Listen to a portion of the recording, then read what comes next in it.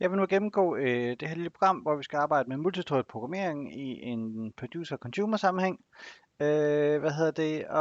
Det består af en klient og en server, som arbejder på et antal personobjekter. Og hvis vi lige kigger på det her, så har vi, hvis vi starter med serveren her, sådan. Og på vores server har vi har vores storage server, og så har vi, den bliver udstillet ved hjælp af det, og så, de ting, som er der, det er vores person-objekter, som er, serializable. Kan vi lige tilføje her, det er måske ikke den helt rigtige måde at gøre det på, men det vil vi gerne lige udtrykke. Og så har vi så vores directory-klasse, som udstiller, som er implementationen af det her system, som vi gerne vil kunne se, og som begrebsmæssigt udstiller sin funktionalitet ved hjælp af det her interface iDirectory. Øhm, og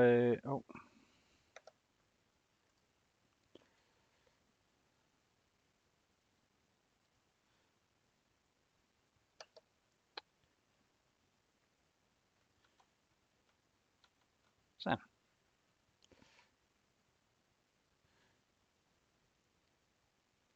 Og af en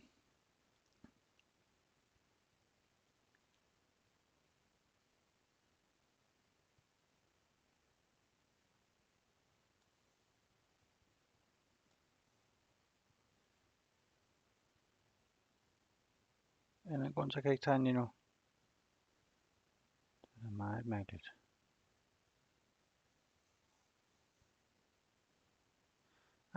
Der er en eller anden smart funktion i mit tegneprogram, som jeg ikke helt kender.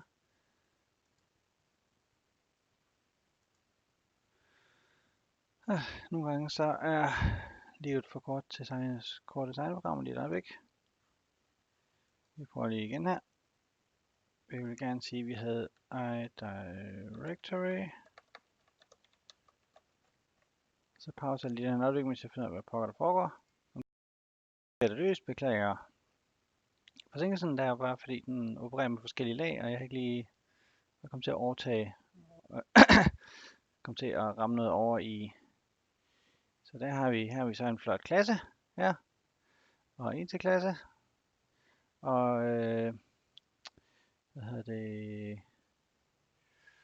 og det er sådan, at vores directory har et antal personer, og det her det er så et interface iDirectory, det behøver jeg ikke skrive på, og det er sådan. Det er det interface, vi implementerer. Og vores storage server, den har så et directory. Så det er storage server klassen, vi starter. Personobjektet har lidt, vi kan lige tage et hurtigt kig på det her. Personobjektet har et antal egenskaber, alder og løn og bonus, og et ID, som bliver initialiseret af directory-klassen. Således at ID'erne de ligger kontinuerligt fra 0 og op til det antal personer, der er der i. Den har sådan en commit-operation, som man kan kalde fra, hvis den er blevet initialiseret og kommet over på en anden server, så kan man kalde commit, så kopierer den sig selv over på directoryet med den nuværende tilstand. Directoryet har hvis vi lige kigger på interfacet her, vi behøver ikke kigge på implementationen, men I må gerne kigge det, hvis I har lyst. Man kan spørge, hvor mange personer er der, hvad er det højeste ID. Man kan bede om personobjekt med et bestemt ID. Og så kan man sige, at den her person, værdien af den person, det skal så være det nuværende. Og det gør personobjektet af sig selv, hvis man beder dig om det. Så har vi det her log og commit bonuses. Log kan man kalde for at få en write log på directoryet, således at andre ikke kan lave ændringer imens. Man skal faktisk kalde den, før man begynder at lave ændringer. Så derfor skal commit person, den tager sådan en nøgle med, som er den, man får tilbage herfra, Den værdi, man får tilbage, de kan se i koden, skal man så bruge for at kalde commit person, og man skal bruge den for at kalde commit bonuses. Commit bonuses gør det, hvis man har sat en masse bonus på en masse folk, at de skal have løn, så når man så kalder commit bonuses, så bliver det tilskrevet til deres nuværende lønninger. Og det er det, man kan med serveren her. Så vi har så et program, som vi lige hopper over og kigger på kort herover, så skal jeg nok lige skitsere det bagefter. Så hvis vi tager den her, det er den simpleste af dem. Her har vi et eksempel på den logik, som vi udfører på klienten. Så vi er så over på klienten nu her. Vi kan, og klienten den opererer på et directory, så den beder først om at få lås på det, hvor mange personer er der, og så har vi noget, vi tæller lige, hvor mange operationer vi udfører, det er til noget statistik. Så tager vi så for hver person, kan vi få det personobjekt. Hvis personens alder er højere end 40, så giver den en bonus, så det er sådan en aldersbonus, hvis man er gammel, skal man have en bonus. Og så committer vi den ændring, vi har lavet. Og de folk, som får en lidt højere løn over 30.000, der kalder vi en operation til at verificere, om den person er korrekt. Det er sådan en form for sikkerhedstjek. Det var aldrig, den her verifikation vil ikke fejle, medmindre I introducerer fejl i systemet. Men det den gør, det er, at den sammenligner den version, vi har på klient, med den version, der er på serveren. Så det er sådan en ekstra sikkerhedstjek. Og endelig så committer vi de ændringer, der er lavet. Ved at, de i løbet bliver kopieret over til serveren. Her siger vi så, okay, nu skal du så køre det alt sammen igennem. Det, som vi er interesseret i her, det er at minimere den mængde tid, der går med det her, så vi har kortest muligt har læselås eller skrivelås på serveren, og desuden så er vi interesseret i, hvor lang tid hele operationen tager, inklusive det at verificere. Men verifikation af at data er korrekt kan gøres uden en skrivelås, så det kan man sådan i princippet gøre uafhængigt. Det gør vi faktisk her i 1A. Der opsamler vi de personer, som vi skal, som vi gerne vil tjekke, og så tjekker vi dem bagefter, efter vi har låst op her. Så den her operation, det er det samme, der foregår i 1A og 1B, men det er bare på to forskellige måder. Hvis vi lige hopper tilbage til tegningen her, så har vi jo vores klient. Sådan. Og på klienten, der har vi så som sagt vores client-klasse, der ligesom er den, der sørger for at starte hele systemet. Og så har vi vores logic impl, som er abstrakt. Og endelig så har vi så et antal af de her logic-klasser. Og dem kalder jeg bare lige logic x her. Fordi der er et antal af dem, og i princippet så er det alt sammen det samme.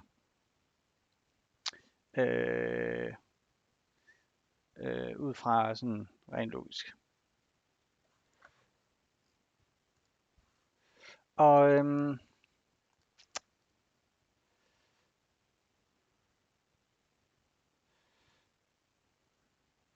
så vi har klienten her. Vi har vores logic impl, og så logic x, som nedover herfra. Og som,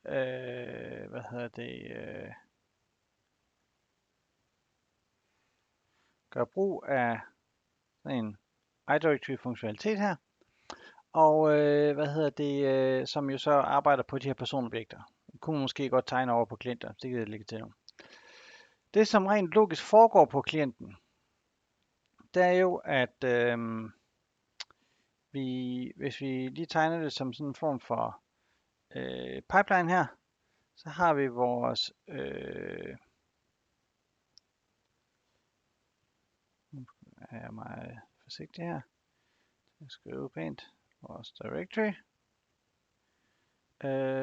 hvorfra der kommer personobjekter. Sådan. Og det ryger så over i, der er ligesom 2 forskellige skridt her. Der er det med at give bonusser, rent logisk. Og desuden så har vi et ekstra skridt, som er, og så udvælger vi så nogle personer her. Dem som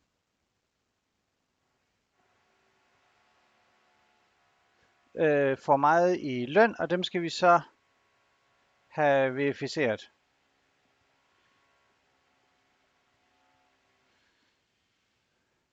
Der er noget lige i kanten af min tegneblad. Kom til at lyde forkert. Der bliver lige musen her. Det var da lidt irriterende egentlig. Jeg flytter lige vinduet sådan her. Undskyld.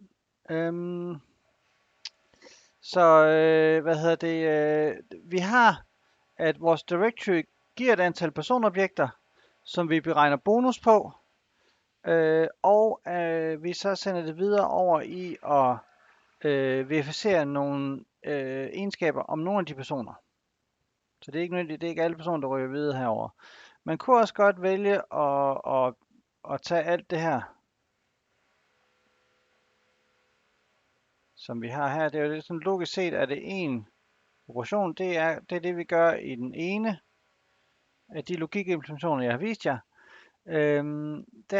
Gør vi det hele som en operation, men vi kan med fordel dele det op i 2, fordi vi så kan gøre den her bonusoperation hurtigst muligt, eller have nogle af de her ting til at foregå parallelt. Det er i hvert fald noget, de kan undersøge. Det er en mulighed. Det jeg så har lagt op til, det er, at I går ind i, den, og nu kan vi lige tage her. Vi har vores klientklasse her, og klienten har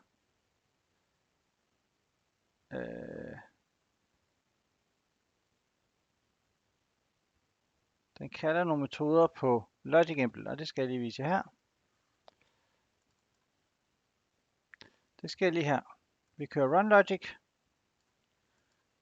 med en masse af de her logic, og I må gerne kigge i dem, der sker det ikke sådan helt spændende. Vi kan lige prøve at starte systemet. Skal lige være sikker på, at min server fungerer ordentligt, så vi starter lige serveren her. Application, sådan. Og så starter vi klienten. Og den går så i gang. Jeg kan se, den kører så, den gør, den skriver navnet ud her. Og de har lidt forskellige navne, CLA og CLB. Og så er der 3 forskellige versioner, som jeg ikke har implementeret nu. Og det er jeres opgave. Logic 2 her, den skal I implementere med 2 forskellige trådklasser. En arbejdstråd, som laver arbejdet med at beregne bonusser, og en verifikationstråd, der gør verifikationsarbejdet. Så den her tråd skal så opsamle de personer, der er relevante, og verificere og sende videre til verifikationstråden. Og det skal man så implementere nogle forskellige klasser, have dem til at arbejde sammen. Nu bliver den færdig hernede. Nu kan vi se. Version A havde låst serveren i 21,4 sekunder, og version B i 21,6 sekunder. Det er jo et oversnit lidt forskel på dem, det kan vi eventuelt tale om til timerne. Og den har brugt så, fordi den først laver de distribuerede operationer, og så verificerer bagefter, så tager det 4,6 sekunder yderligere på klienten, men kun på klienten. Der er ikke skrivelås imens. De her 3 versioner, explicit, pool og implicit, de tager alle sammen næsten ingen tid, fordi de er tomme på nuværende tidspunkt. Det er jeres opgave at implementere. I kan selv om, hvad for nogle I vil implementere. En af dem eller alle 3. Her er det som sagt nogle 2 tråde, der skal arbejde sammen, så det er den eksplicite version, og der er noget med at bruge notify og wait og alle sådan nogle ting til at få de 2 tråde til at arbejde sammen for at lave det her arbejde her. Og selvfølgelig så skal man have altså tråde kørende for at gøre det her parallelt, for bedst muligt at omgå den latency, der er ved den distribuerede kommunikation imellem klient og server. Logic 3 versionen lægger op til, at de bruger Javas thread pools, det vil sige den, man kalder executor service. Så det betyder er, at her der starter man en executor, der bruger et antal tråde til at udføre de operationer, der svarer til bonus, og tilsvarende et antal tråde, der svarer til de operationer, man bruger til at verificere med. Og hver af de her, så har vi en operation her for eksempel for at arbejde for hver person, og en operation herover for at verificere de personer, der nu skal verificeres. Den er nok den letteste at implementere. Og endelig, så har vi det, vi kan kalde implicit her, med, hvor vi prøver på at bruge det her med streams, og jeg har lige sat lidt op til jer. Den her, den laver en stream, som indeholder alle de ID'er, vi gerne vil bruge. Og den er sat op til at være parallel. Det vil sige, hvis man kobler noget på her, der gør noget for hver eneste af de her elementer, så vil vi få noget gjort for hver af dem. Og der kan man så kigge på, hvordan kan jeg så også gøre det her med at eventuelt at køre verifikationen separat osv. i en producer-consumer måde. Det er jeres opgave. Jeg kan lige vise jer her, hvordan det ser ud for mig, når det fungerer. Så her er min løsning. Og når jeg kører den her, jeg tror den burde køre fint sammen med den server, jeg er kørende, fordi det er som sagt, så er det kun klienter, man skal implementere. Nu kører det så her, så nu kører vi så først 1R og 1B, som er de serielle versioner, der på hver sin måde kigger på at læse alle personerne, finde ud af, hvad for nogen, der skal have ekstra bonus, og commit de bonusser, og også lave verifikationen. Og vi kan se, det tog så igen cirka samme mængde tid. Den tæller også, hvor mange operationer, der blev lavet. Og så på serveren, og så tæller den, hvad var faktisk på en eller anden måde prisen per operation i forhold til tid. Så det er tiden på serveren divideret med den her operations count. Og den skal selvfølgelig være så lav som muligt, så vores serveroperationer bliver billigst muligt. Nu kan vi se, nu kører vi med den eksplicite parallelisme her, med de to arbejdstråde. Med min implementation tager den så 6 sekunder, så det giver en 0,05.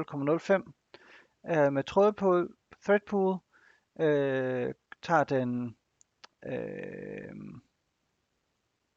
også 6 sekunder, så der er vi også 0,05, og med implicit parallelisme ender vi på samme igen.